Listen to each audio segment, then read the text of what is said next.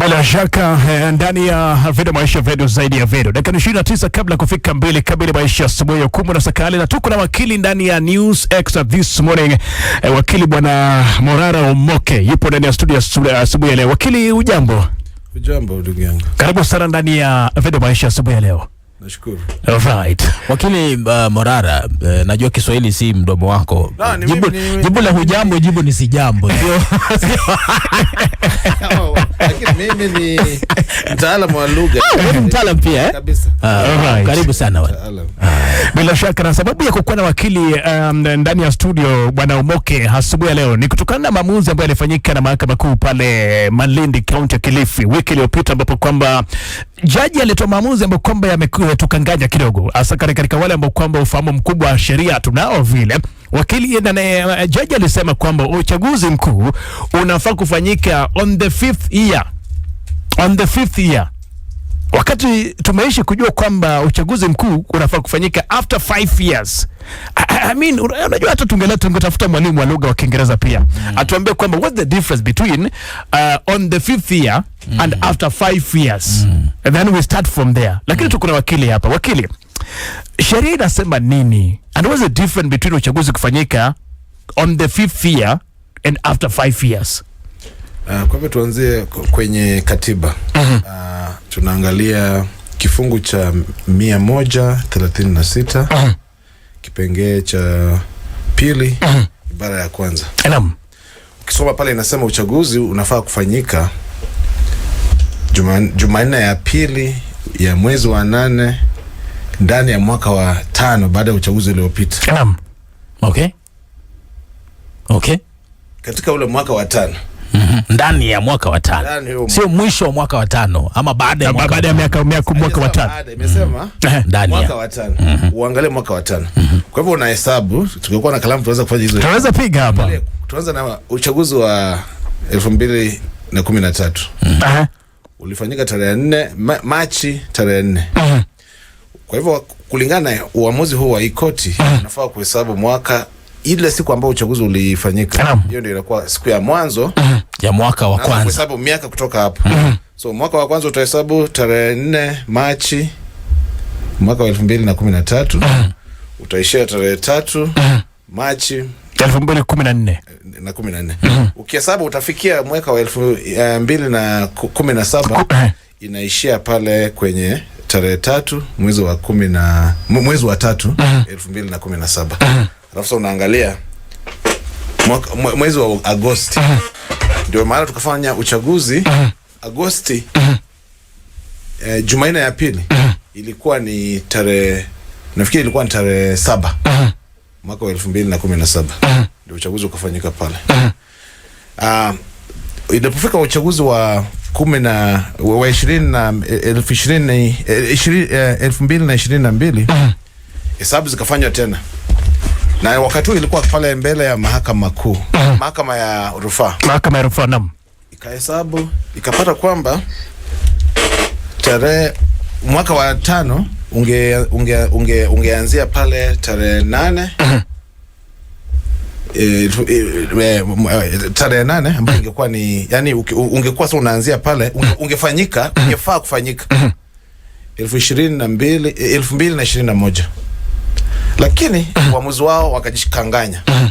Wakatupeleka katika mwaka wa 2022. Ndio maana sasa ndugu yangu huyu Willis Otieno amerudi mwaka huu kusema kwamba wakati huu uchaguzi uliopita tulifanya hesabu ambayo haikuwa sawa. Tuangalie tena. Okay. Mahakama kuu ikaanza kufanya ile hesabu. Na hata mahakama kuu inasema kweli ile mahakama ya rufaa ilikosea wakati ule. Basi huyu jaji akaangalia akaona kwamba mwaka wa 5 ndio ungekuwa unaanza, kwa sababu uchaguzi uliopita tulifanya tarehe ngapi sasa? Tukianza na ule uchaguzi uliopita kulikuwa na makosa, lakini ulifanyika tarehe 9. Yes. Akahesabu 9 ya mwaka wa 2022. Akapata kwamba mwaka wa 5 sasa huu ungeanza tarehe 8 Agosti mwaka wa 2026. So naangalia Jumanne ya pili ni ipi? Akasema inafaa kuwa ni hii ya tarehe 11. Hii yenye tuko ambayo ni kesho. Kesho. Okay. Uchaguzi. Okay. Lakini wakili nikuulize, kwa sababu unasema kwamba hizi chaguzi za kule Juma zote, na hili swali tuliwahi muuliza hapa wakili Willis Otieno ambaye ni mmoja wa waasisi wa mjadala huu pale nyuma. Tuliwahi muuliza, so kumaanisha kwamba viongozi ambao wamekuwa mamlakani katika muktadha huu rais wamehudumu kiharamu kutokana na kwamba uchaguzi labda ulifanyika katika tarehe ambazo haukufaa kufanyika. I mean, where do we start correcting it? Do we start katika uchaguzi uliopita? Do we go back kule nyuma? Or what do we do? Makosa yalitokea ni uchaguzi wa 2017 ulifanywa. Tuanze na ule wa 2013. Naam. Tarehe ambayo ilikuwa ni sawa. Na hilo jambo lilikuwa limeshughulikiwa na mahakama ya upeo. Ikapatikana kwamba ingekuwa ni hiyo tarehe ya Machi 2013. Naam. Ikafanyika sawa. 17 ukawa sawa. Ule rais ambaye aliondoka Uhuru Kenyatta akawa nimefanya miaka 4 na miezi nafikiri 5 kwenye ofisi. Shida ilitokea ni mwaka wa 2022. 22. Okay. Na hilo tatizo lililetwa na mahakama ya rufaa. Okay.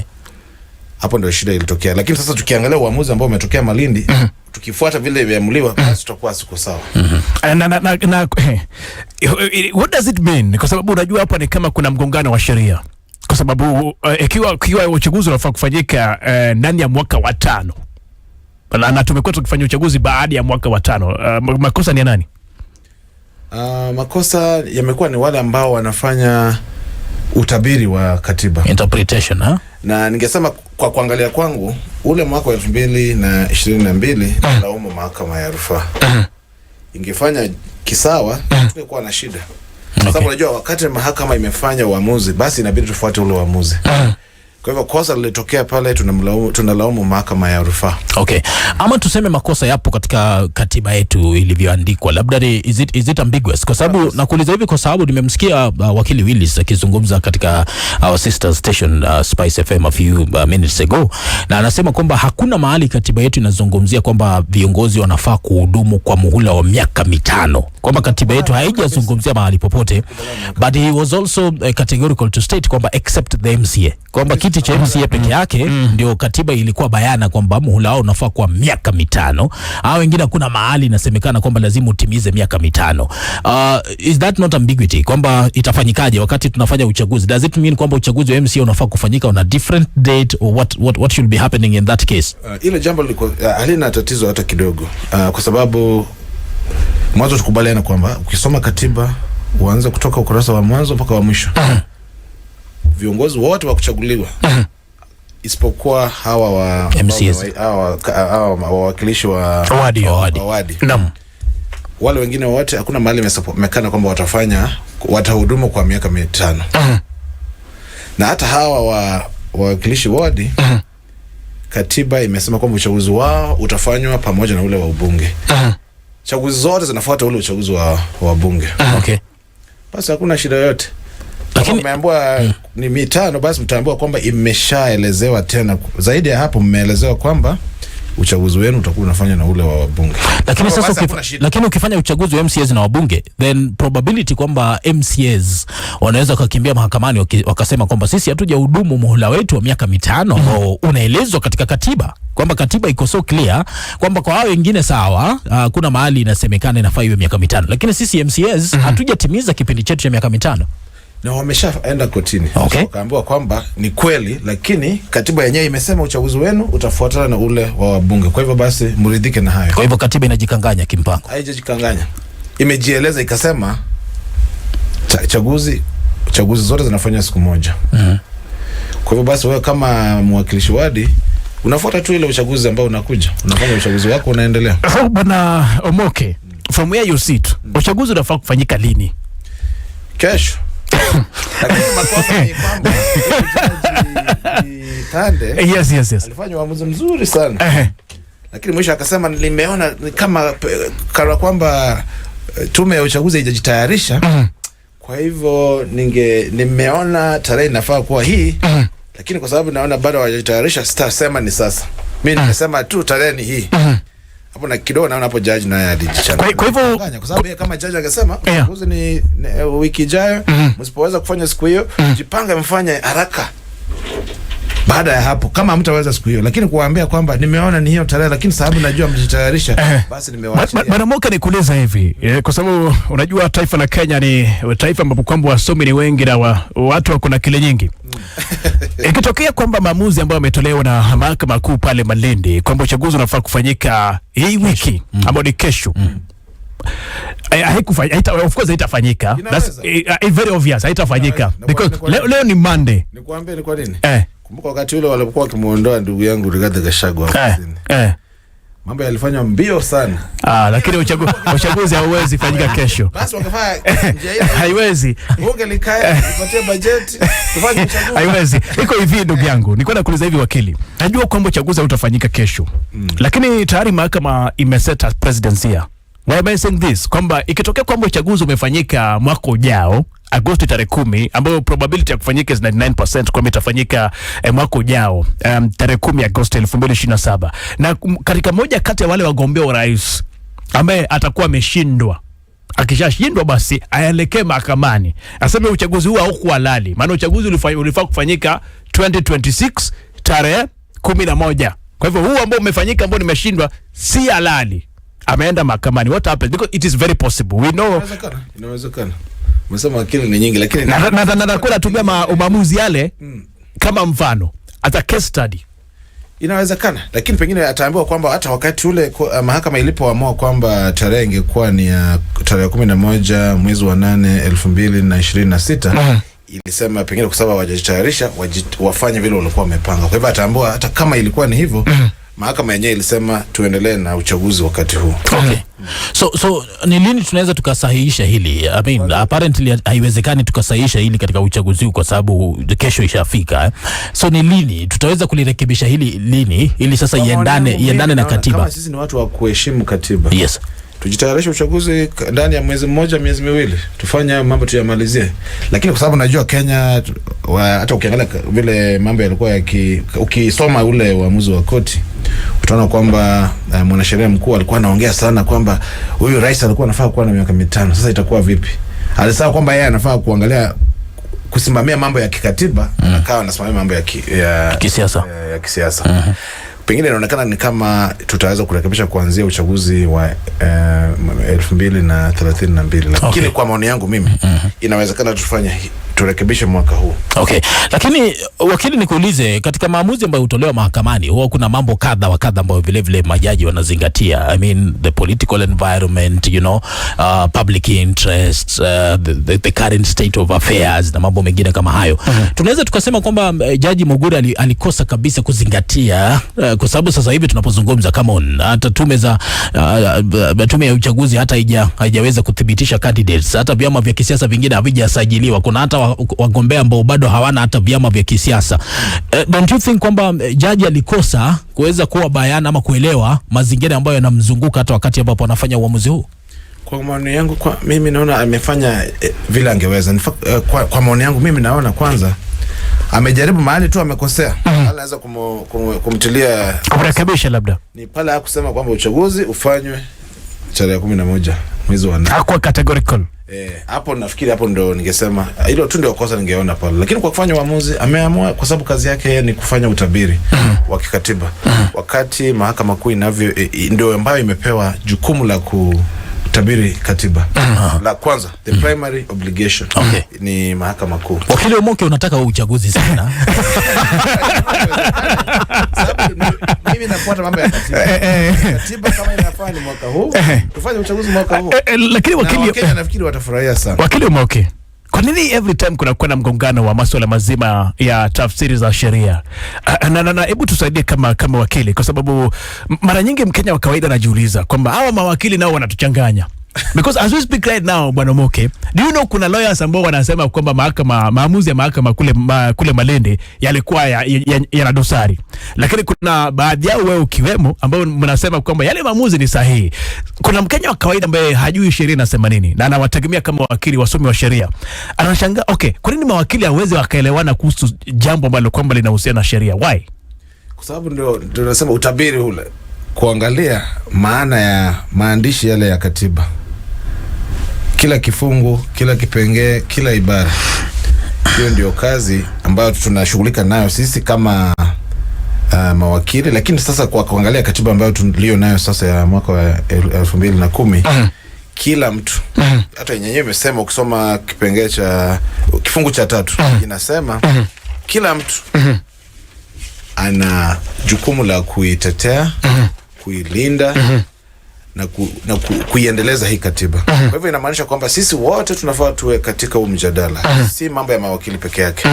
Wanahabari tuwe ndani pale, mwananchi wa kawaida, madaktari, kila mtu, kila Mkenya. Ama yote yule anaishi hapa Kenya. Hii katiba yetu kwamba hata inalinda kila mtu ambaye hata kama wewe si Mkenya inakulinda. Inapatikana katika ukijipata ndani ya Kenya inakulinda na inakupa jukumu wewe mwenyewe pia kuichunga hata kama wewe sio Mkenya. Na wakili Moke, tunaelekea leo ni tarehe 10, ina maana kwamba miezi 12 kabla ya uchaguzi mkuu huo wa Agosti, kama huu wa kesho utafanyika na asilimia huenda haitafanyika. Sheria zetu za uchaguzi, hivi unahisi kwamba kuna mianya katika sheria zetu za uchaguzi? Mianya ni mingi. Na ilianza, nafikiri nikiangalia kwa kuangalia kwangu, ilianza sana sana mwaka wa 2017. Wakati ule Rais mstaafu Uhuru Kenyatta akipambana na mwenda zake Raila Amolo Odinga. Hapo ndio wakati ule chama cha Jubilee walikimbia bungeni, wakaanza kufanya mambo ya kukasirisha sana. Wakaanza kuondoa vipengee katika ile sheria ambayo inasimamia mambo ya uchaguzi. Na ningesema kwamba kwa maoni yangu hapo ndio tulianza kupata shida, kwa sababu tulikuwa tumeanza vizuri baada ya katiba ya mpya. Lakini kwa sababu ya siasa za siku hiyo, wana Jubilee wakakimbia, wakaanza kufanya mambo ya kuchafua sheria. Kwangu mimi ile sheria ilikuwa sawa. Shida ni jinsi ya kuifuata. Hata kama ilivyo sasa, baada ya kufanyiwa mambo ya kuchafuliwa, mambo ya kufanyiwa kubomolewa, hata vile ilivyo sasa, ukiangalia tu katiba ndio sheria ya kwanza. Ukifuata katiba jinsi inavyotaka uchaguzi kufanywa, kwamba uchaguzi uwe wa kihaki, ufanyike kwa njia ya ukweli. Ukifuata yale ambayo yameandikwa kwenye katiba, uchaguzi unakuwa na kuuliza hivi bwana wakili, bwana Moke, kuna pendekezo kwamba ambalo linapendekeza kwamba transmission ya matokeo ya kura ya uchaguzi ama kura za urais kwamba zisikuwe streamed live, ambayo ipo dhani kwamba bunge la Senate limepitisha na huenda ikaelekea katika bunge la kitaifa. What's your honest opinion about this? Kwamba kuna sheria ambayo sasa hivi wabunge wanataka waifanyie kazi, kwamba waweze kuiondoa kwamba ama kuitingua, kwamba hauwezi ukapeperusha matokeo ya kura za urais moja kwa moja. Ndio jambo lingine hilo. Hayo ni kama yale ambayo yalifanywa na chama cha Jubilee wakati huo wa mwaka wa 2017. Kwa ukiangalia katiba imeshasema jinsi ya kuendesha uchaguzi. Au mambo yote ya kubeberusha matangazo ya uchaguzi kutoka kwa eneo bunge yameandikwa pale kwenye katiba. Hata wakiandika hayo, wacha waandike tu, lakini sasa tumeangalia jinsi wananchi wanavyosema kule Olkalao. Kura zikishafanywa, basi wananchi watakaa wakichunga kura zao, wasikize matokeo, waweke kwenye maredio. Uzuri sasa siku hizi wajua sasa, hata wakisema nyinyi wanahabari msifanye kubeberusha matangazo, tuna mitambo ya YouTube, tuko pale Instagram, TikTok, Facebook. Sasa matangazo yamekuwa sasa yameenda zaidi ya vituo vya matangazo. Wananchi wajitangazia matokeo, watajifanyia hesabu, watachunga zile kura. Sasa itakuwa vigumu kuambia mwananchi kwamba ukishapiga kura naenda nyumbani. Lakini wakili, tuzungumzia katiba ya 2010 kijumla. Tunapozungumzia katiba mpya, of course bado ni katiba mpya kwa sababu ndio ile mpya zaidi ambayo tunayo.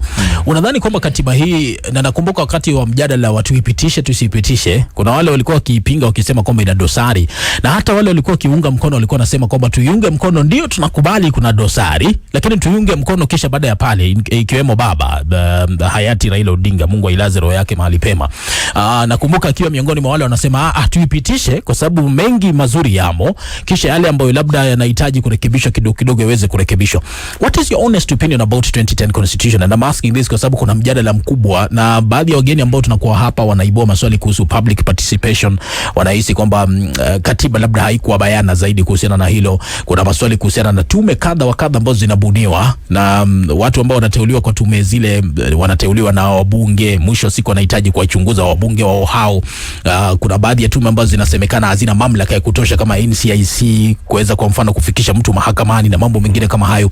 Unadhani kwamba tunapozungumzia hata ile la uchaguzi mkuu kufanyika ndani ya mwaka wa 5, I mean, do you think our 2010 constitution labda one of these fine days itabidi tuketi chini na kuiangalia tena kuifanyia marekebisho or something?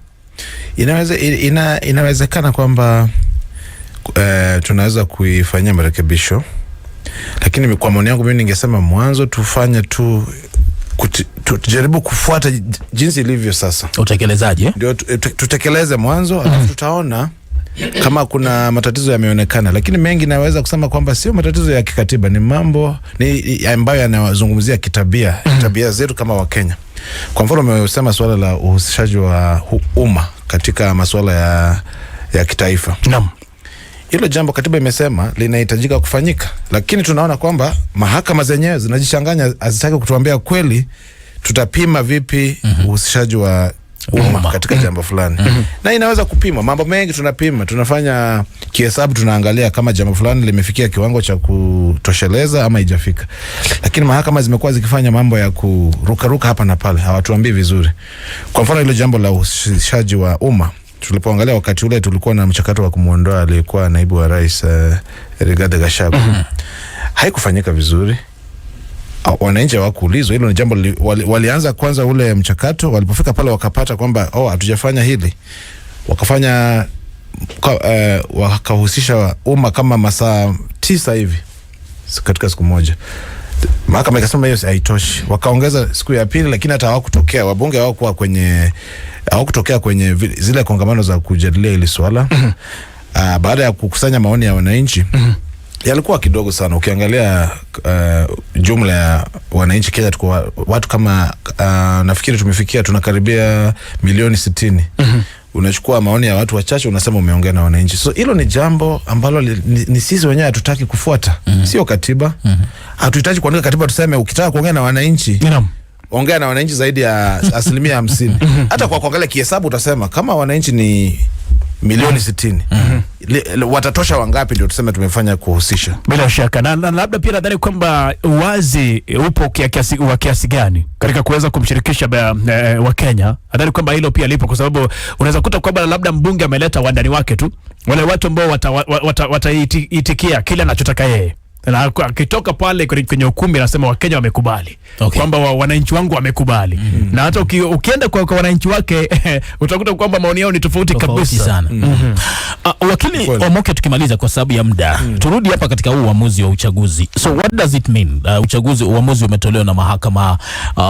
Tutarajie nini kwenda mbele? Tutarajie rufaa kwa mfano? Of course natarajia AG labda kukata rufaa na kadhalika. Petitioners labda wanaweza kukata rufaa kutaka kwamba jaji angekuwa bayana zaidi kuhusiana na uchaguzi ufanyike lini. Tutarajia nini wakati tunamaliza mazungumzo haya? Nafikiri kutakuwa ninatarajia kwamba mwanasheria mkuu ataelekea kwenye mahakama ya rufaa, pia ule tume ya uchaguzi. Na tumeongea na ndugu yetu Willis Otino, na amesema wakileta tutaleta. Amefuata jinsi Hassan Joho anavyosema. Wakileta rufaa pia hawa wataleta. Na muhimu ile watakuwa wakiangalia sana ni kusema uchaguzi sasa tupate uamuzi unaosema kwa kabisa lini tufanye uchaguzi.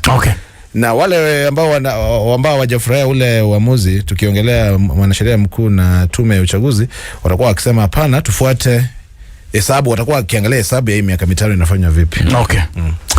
Nadhani kwamba wakili, kwa sababu ya muda tunashukuru, na huu ni mjadala ambao utaendelea, kwa sababu Mkenya wa kawaida atazidi kujiuliza maswali. It is within the 5th year or after 5 years. I think that's where the problem is.